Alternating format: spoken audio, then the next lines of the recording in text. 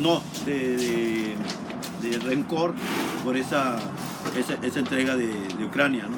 Pero era para dar tiempo, era para tener tiempo para armarse, porque sabían que los alemanes iban a romper esa paz y se iban a ir sobre Rusia, y en efecto se fueron. Pero cuando se fueron, ya los bolcheviques ya estaban armados y entonces les dieron para atrás. Entonces prácticamente los alemanes ya fueron derrotados en la Primera Guerra Mundial, que ahí prácticamente terminó, pero siguió esta guerra de 3 años, esa guerra intestina, donde toda la burguesía local fue apoyada por la burguesía internacional y se perdieron muchas vidas, la economía se vino abajo, etcétera, etcétera. Entonces, después de ahí tuvieron que tomar unas medidas económicas que no eran del todo, digamos, del gusto de los bolcheviques, que le llamaron la nueva economía política, la NEP, la nueva economía política, donde permitieron que los campesinos se enriquecieran, que un grupo de campesinos se enriquecieran, les permitieron, digamos, una especie de economía privada,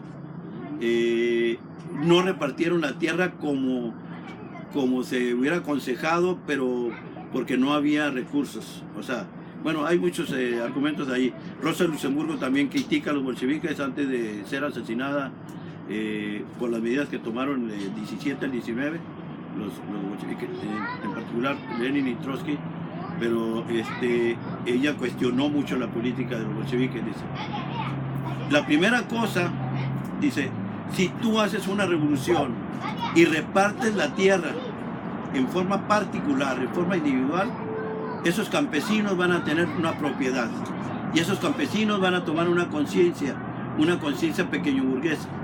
Lo que hay que hacer es un reparto colectivo, o sea, una explotación colectiva de la tierra. Eso es lo que hay que hacer. Y aquellos cuates dijeron, no, es que no tenemos las condiciones para hacerlo. O sea, tenían argumentos también, pero Rosa Luxemburgo planteó eso y mucho más adelante se va a ver que en efecto eso ocasionó muchos problemas en la Revolución Rusa. O sea, ya en los años 30. Entonces, pero dictaron esta política, la nueva política económica. En ese momento estaba con vida Lenin. O sea, él murió en 1924 y entonces, pero tomaron esa medida. O sea, le permitieron a ciertos sectores de los campesinos enriquecerse, le llamaron los kulaks, o sea, campesinos ricos, y apoyaron también cierto sector de una explotación colectiva, las cooperativas, cierta explotación colectiva de la tierra, que no era mucho. O sea, realmente los que estaban tomando preponderancia eran los campesinos ricos, pero ellos calculaban que a partir del excedente de la riqueza que saliera de la explotación agrícola, iban a impulsar la industrialización. O sea, la industria en las ciudades, ¿no? Y entonces, pero, bueno, ya pasaron muchísimas cosas, vinieron toda una serie de cosas. A Lenin le dieron un balazo en la cabeza, a un anarquista se le ocurrió darle un balazo en la cabeza, que suele ocurrir. Algunos anarquistas tienen ideas así de ese tipo, ¿no? Y dice, vamos a matar a nuestros propios compañeros, cosa que, bueno, hay que discutirlo ahí. Pero le dieron un balazo en la cabeza, producto de ese balazo tuvo mucho tiempo convaleciente, se levantaba, etcétera, etcétera, pero finalmente murió en 1924. Y se vino lo que, pues, incluso Lenin temía, Trotsky también, pero se vino, digamos, el ascenso de Stalin. Se vino el ascenso de Stalin, que ya había tenido posiciones bastante conservadoras, bastante cuestionables. Incluso se sabe que él fue portavoz de la parte de los campesinos que querían enriquecerse, y entonces, y adentro del Comité Central, porque él era miembro del Comité Central, pero Lenin prácticamente no dejó instrucciones, era un elemento decisivo, Lenin en el partido bolchevique, y tuvieron el ascenso de Stalin.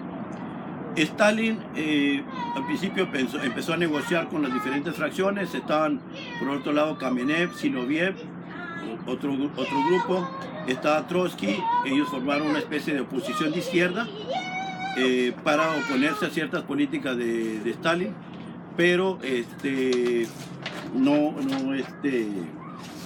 o sea, no cuajaron, se vieron debilitados, y Stalin hizo alianzas con Zinoviev y con Kamenev.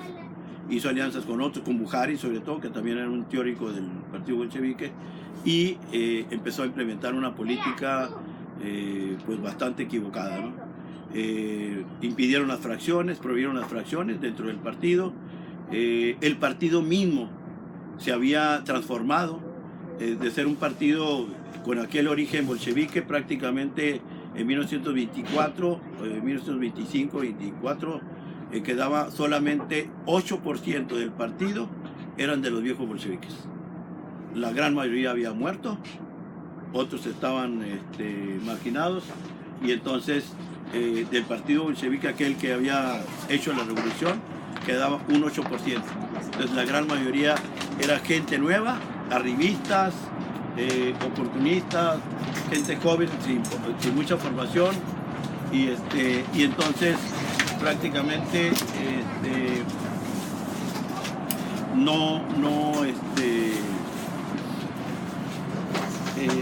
o sea, el partido bolchevique prácticamente tenía otro carácter, ya no tenía aquel carácter revolucionario y aquella formación de los grandes bolcheviques que habían venido desde 1905, 1903, sino ya prácticamente quedaba un pequeño grupo.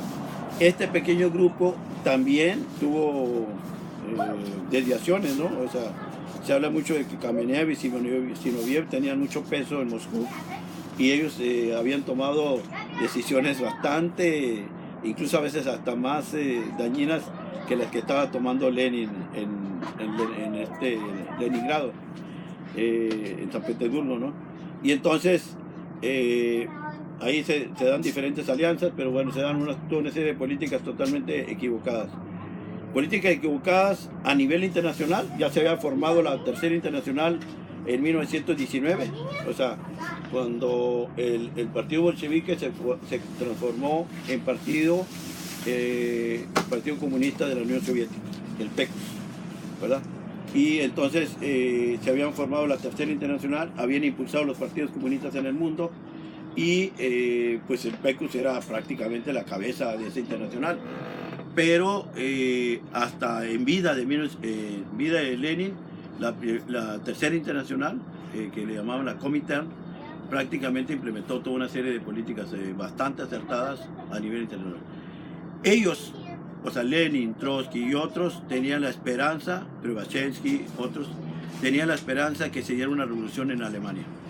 Que en Alemania estaban dadas las condiciones para que se diera una revolución, prácticamente casi era ya decidirse a tomar el poder, porque como les digo, el Partido Socialdemócrata, que había tomado una política totalmente equivocada en 1914, pero tenía mucho poder, tenía mucha influencia sobre la clase obrera. Pero había surgido otro partido más, el Partido Comunista Alemán, que también tenía mucha influencia.